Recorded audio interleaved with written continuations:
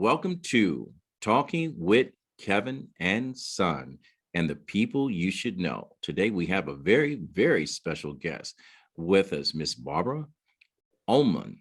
I think I pronounced it right. She's a triple language master instructor or teacher. She has a program that helps teach executives and expats transition to the digital world. We want to welcome our guests, but first, we'd like to um, let everyone know this is another episode of Talking with Kevin and Son and People You Should Know. This episode is brought to you by RMK Productions and the 10 United Network.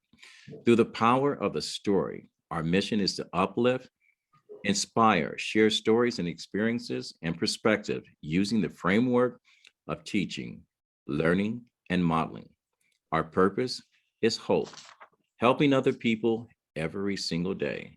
And I want to thank our guest, Miss Barbara. How you doing? Welcome to Talking with Kevin. I am wonderful. Thank you so much for having me. Well, thanks for having us. I know you are very busy. It's cold here on the East Coast. Think you're modulating over there from Houston, so it's probably a lot warmer there than it is here. For our listeners, triple language, 3 languages, I believe is French, German, and English. You're from Germany originally, am I correct? Yes. Tell us a little bit about yourself and tell us about your program. Yes, I'm a triple language master in German, English, and French. And the main reason is that I am born to an African father from Nigeria and a German mother. They met in San Francisco. I think that's where I have my love for America, and that's how I ended in America. Still seeking the West Coast because I love the ocean and the weather. And when I was young, I already realized if I would learn English and French, I would be able to basically speak to everybody from Africa. And since I'm deeply rooted in my heritage, that was the reason why I did. So I already took my A-levels in English and French and then continued to study German, English, and French at college. And I wrote my final thesis about intercultural education with my French and English professor, so I could take interviews in Paris at the Sorbonne and also use my experience in Oxford where I was teaching as well. Oxford, wow. You said a lot of big names. I mean, wow, I'm very impressed. How did you end up from San Francisco to Houston, and how did you start this program of teaching expats? No, my parents fell in love in San Francisco, and my father followed my mother to Germany, where I was born. All right. And but I still have an affinity for San Francisco. Well, it's still San Francisco to Germany, born in Germany. I'm still not getting to the transition. How'd you end up in Houston? When I finished my studies, I had an opportunity to work as an international exchange teacher, as an ambassador for my country. And I worked with a company that is from America. 2 American brothers initiated this program. And we had cultural training in Raleigh for a whole week. And then we ventured out to teach in America, in my case, in Charlotte, North Carolina. And now you are a U.S. and a global entrepreneur. Tell us about this program you've created and who it benefits and how we can get in touch with you. Yes, I love to. So the program is based on a game that most children know very well. It's called Memory, but adults might not know it as well. But I've brought hands-on material to make it visible and explain easily. So okay. In essence. All right, so we are going to transition. So let me make sure I've got this clear, because part of the reason I set up this interview, I was blown away by the game that you created. So am I to understand, and am I to understand with my listeners, that the game you're about to share with us, you also share this with adults as well as children? Am I correct? That's correct, yes. All right, and adults comprehend this just as well as children, because I know it's easier for children to learn new things and languages than as adults. So I'm a little nervous that you're going to make me feel stupid. So, I hope everyone that's listening gets a big chuckle out of this. And part of the reason that we're doing this is because we're actually going to try to play this game. So for those of you that are viewing this on RMK Productions and Networks on our YouTube channel, you'll get a chance to see the visual aspect of it. For those of you that follow Talking with Kevin and Son on the podcast, I am going to talk you through. So whatever she's showing, I am going to be talking to you. So we're going to slow it down just a little bit. And this is actually in the works of becoming a actual game. Am I correct? That's correct. All right. So let's let the games begin. Explain to me the psychology about the game. Give me a brief description of the game, and then let's dive right down into it. Yes, the psychology behind it is really that kids love memory games and they are very good at it. They are especially good at it when they are young because I think all kids are visual learners. And so when they pick two cards that have to match, they have like a whole set of cards that all look the same. They all have the same background. Okay, wait a minute. Can you put that back up? Yes. All right, so you just showed me a card with linear lines on it. So it's a visual card. It looks like a 4x4 card. All right, so that's just like playing solitaire or something like that, correct? Yeah, all right. Exactly. They all look the same. Solitaire is an excellent example for it. So they all look the same and they are on thick carton so they don't bend to give it away what it is. You know, if you play with thin paper, when we initially had the prototype, then they would have bends and then you could remember. But these are cards that don't, they are thicker than solitaire because I want to make sure that you don't have any help looking at the card from the other side. Why don't you just say it the way you really mean it? You want to make sure someone doesn't cheat while they're playing the game. Exactly, that's the truth. So basically what you've done, you made the stock a little thicker. So yes. It's not as flimsy and it's not transparent. Am I correct? Exactly. That's correct. Okay. So why don't we go ahead and dive into the game? You're going to use me as a guinea pig. Now, I just wanted to tell you, all right, even though I am an author, I get a little nervous when I get tested. So, if I stutter a little bit and whatever, that's because you're scared the living crap out of me. But I'm going to go for it. We're going to dive into this. So let's go. Let's see what you got. Awesome. Here comes the first set when you're lucky and you found it, right? Okay. Now, let me make sure that we're clear with our guests. Part of the game is to understand the part of the game she's playing now is to show you the difference between a noun and a verb, a noun and a verb.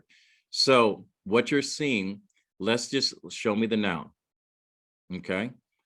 So what I'm going to just kind of walk you through this. Okay. The picture we're looking at now is just a portrait of a bird. And written beside it is a word, and I'll spell it out, VOGEL, vulgar. And that's the noun of a verb. I'm not familiar with that word. Doesn't look English to me. What is it? It's German, and we pronounce it Vogel. All right, so I'm probably not going to get these right when I enunciate it, but I'll try. So let's see the second picture. So the second picture we have is, again, a bird. The difference is it's an action, and it looks like it's singing, and the word next to it is spelled S-I-N-G-T, sing.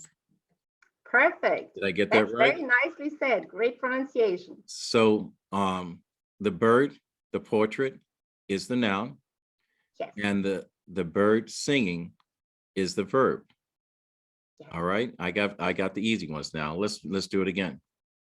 Okay, so the sentence will be der Vogel singt, the bird sings. All right. Okay. I got 2 German words in my vocabulary now. Already, and here comes the next set. So the second picture, all right, beautiful portrait of a unicorn. And the spelling of it is EINHORN.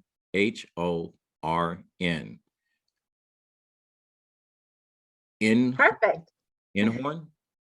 Did I say Yes, it we right? say Einhorn. Einhorn. Einhorn. And that is Einhorn, the because noun. ein, yeah, comes from the number one in German, and it's, as you know, a magic animal with one horn. So we call it one horn, Einhorn. Einhorn. All right, we got that. So the second picture, the verb, okay? Spelling is Z-A-U-B-E-R-T. And for those of you that can't see it, his unicorn all of a sudden has magic powers, and you can see the magic coming from the unicorn. So we have the noun is the still image, and the action image is actually the verb. All right, I can't pronounce that word. I'm not even gonna try. It looks like Zungbert, Zaubert. Sombert. All right. Zaubert. I'll Das Einhorn zaubert. all right. I'll probably be repeating this course for the second time, but I'll get it. Let's do one more, and then we'll talk about the game, the psychology of the game. Yes. Okay. And this is the next set. It is a gray mouse, and the German spelling of it is M-A-U-S, mouse. Yes, And awesome.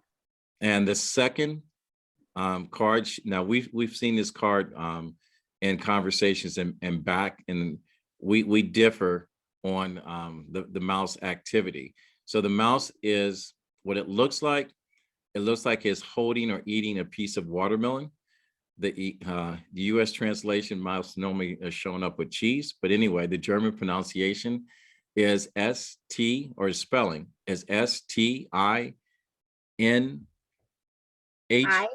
I-E-H-L-T. H-L-T. All right. Yes. How do you pronounce that? I'm not going to try. Stealed. Steal. All right. So now you've got an idea, because I know as a writer, we go through, nouns, adjectives, we go through punctuation, adverbs, consonants, and all this other stuff in writing. And sometimes we forget what a noun and a verb is. And going through this whole game, it allows you quickly to, one, exercise on the frontal lobe of your brain that allows you to memorize things, and actually makes you a little smarter. And you're actually translating this and creating a game out of it, right? That's correct. And there will be different pictures, and this is basically for anyone from age 10 all the way to someone such as myself that we've forgotten what a noun and a verb is, especially for those of you. There are a lot of people that have now taken pen to paper and that are publishing their memoirs or telling stories that's never been told, and hopefully you'll have a book. How do people reach you and to become part of this course? Because you do teach a course, correct? Yes, I do. And you can find me easily under my name, Barbara Ulmer. And you can see me there on LinkedIn and on Facebook, and also under my business name, BU, my initials, Language and Learning Center. All right. She's on LinkedIn, and it's under her name. It's B-A-R-A-B-R-A. Last name is spelled L-U-L-M-E-R. All right. Correct. Barbara. All right. So let me ask you one question. I always ask this of all my guests. If you had one ask, A-S-K, that means that if you had one wish that could possibly come true, because the people that listen to Talking with Kevin and Son are people that have a higher call to action. They get stuff done. And I want you to think about this. Your one ask, what would that ask be? This show's yours. Well, I have a vision to, of course, publish this amazing game and reach as many people as possible globally, because my whole how in my business is to teach as many people as possible different languages to easily communicate globally. which has become so prominent now that we can travel online 24/7. All right. Is the game ready for market? Yes, it is. All right. And the reason why I asked that, because like I said, I've had a conversation with a young man by the name of Stephen Greenfield. He is the CEO and president of a toy company called Commonwealth Toys. Once, we'll talk about this off the podcast. You have all your stuff together, and we have a prototype or something visual we can show him. I'm going to make that connection between you and Stephen. All right. And we're going to go from there. And the reason why I'm doing this, and the reason why I do this podcast, because I've always said that each and every last one of us that are out here trying to make a difference in the world, trying to bring a product to market, trying to start a company, we are one turn of a key into a lock that will open the door to our dreams.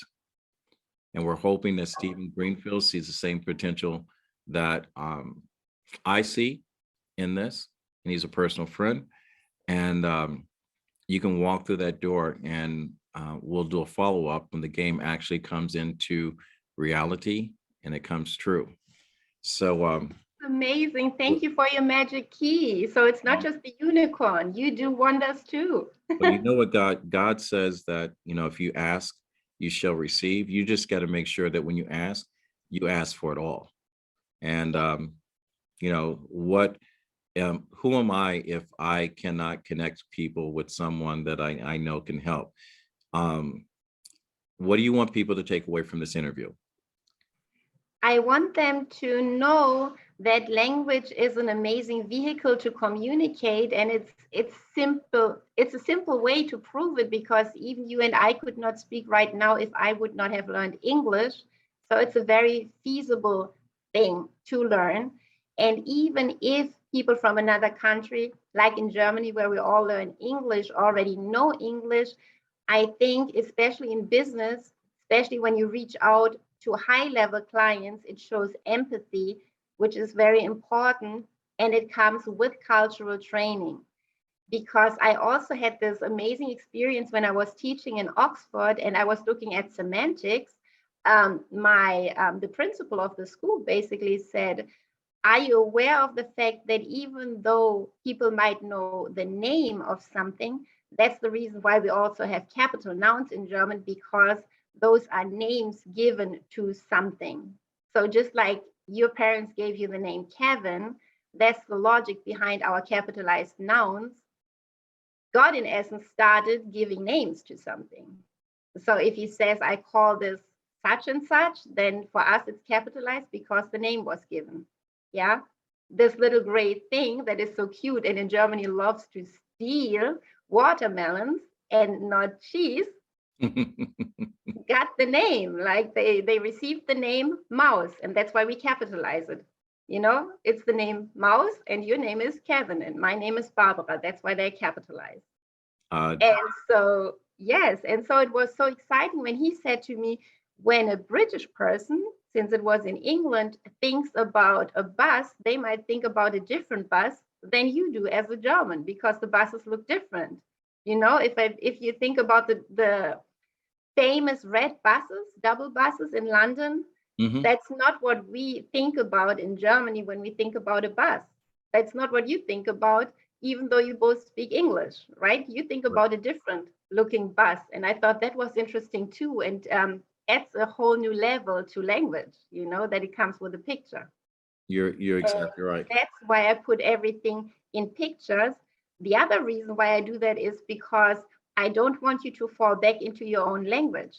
So like when you have the mouse and you see the mouse written in German, then that's what your brain connects. I don't want you to fall back into English. I don't want you to say like mouse, but like, mouse. Mouse stiehlt, you see? All right, I got it. All right. I've always wanted to learn French and Spanish. So I take it that you're going to do this in other languages as well? Yes, I do. Okay, and you speak 3 languages, French, I do. German, and English. Yes. And which is your native tongue? German. That's my mother tongue. That's your mother tongue. So I hope our listeners that have tuned in, you know, and those that are watching has fallen madly in love with Barbara, Barbra. Last name is spelled Ulmer. Yes. For just one last time, how do people get in touch with you? They can find me on LinkedIn under my name, Barbara Ulmer, or on Facebook under my name, Barbara Ulmer, or under my business name, my initials, BU, Language and Learning Center. All right. And I'm going to call her out too, because she is working on developing her own podcast, and that's coming up. And hopefully I'll be a small part of that if, she gets so lucky. So to our listeners, I am so grateful and much appreciated that every single time you tune in, you either like, share, or follow us. And if you're new to us, go to our YouTube page, RMK Productions and Network, and subscribe and follow. Hit that little bell and you get a notification every single time one of our podcasts shows up. Or if you would like to be a guest, go to info@rmkproductions.net, fill out your information, and we'll be calling you. So I appreciate you taking time out of your busy day to come in here and share um, your game, your experience, and allowing us to play your game. I think I'm a little smarter when it comes to nouns and verbs, so I'm looking forward to playing the whole game. And you are always welcome back, and you are now officially a part of the RMK family and the Talking with Kevin and Son. So now you're officially one of the people that everyone should know. So as my grandfather would say, says, when you get to a position that you can help someone else, it is your duty to do so. Reach one, teach one. I'm going to ask all my listeners to adapt or adopt, however you want to pronounce it, this hashtag: find 1,000 reasons to be kind to someone. So with that said, we're going to fade the black, and we're now out. Thank you, everybody.